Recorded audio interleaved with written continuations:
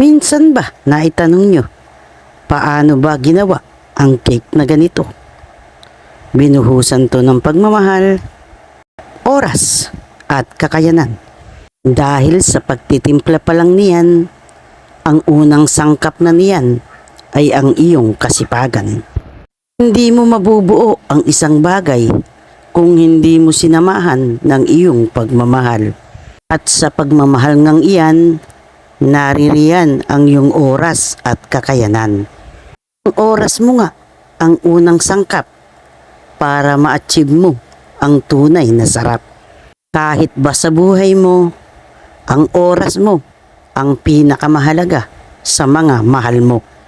Dahil kapag binigay mo ang oras mo, binigay mo na rin ang buong buhay mo. 3 bagay nga raw ang pwede mong ibigay sa iyong mga minamahal. Ang kayamanan mo, ang oras mo, at ang talento mo.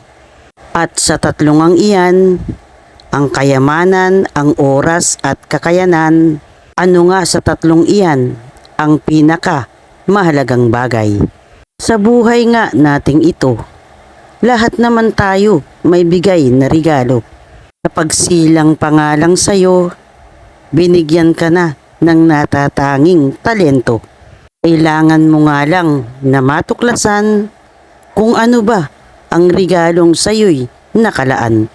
Hindi ka man isinilang na isang mayaman, tiyak mayroong talentong sa'yo'y ibinigay.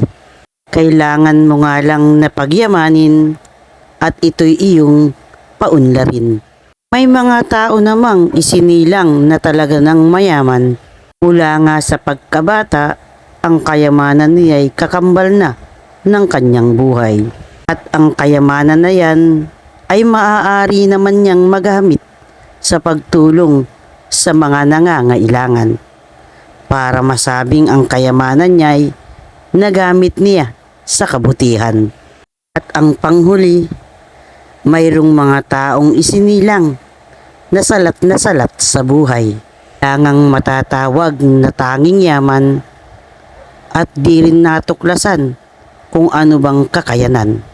Subalit ang totoo, walang taong isinilang na walang kakayanan sapagkat lahat tayo'y binigyan ng akmang talento para riyan. Kahit ba ang mga pilay, walang paa o walang kamay, o kahit ba ang bulag man, ay siguradong may talentong ibinigay. At sa 3 ang iyan, ang iyong kayamanan, ang iyong kakayanan, at ang oras mo, ano ba riyan ang pinakamahalagang tunay? At kung ako naman ay inyong tatanungin, sa 3 bang iyan, ano ba ang pinakamahalagang bagay? Ang kayamanan ba? Ang talento ba? O ang oras ba? Pero at least, kahit isa diyan, ay dapat may maipaglingkod ka. At para nga sa akin, ang pinakamahalaga diyan ay ang oras mo o ang pagbibigay ng panahon mo. Dahil nga sa pagbibigay ko ng tanging oras ko, ay parang ibinigay ko rin ang buong sarili ko.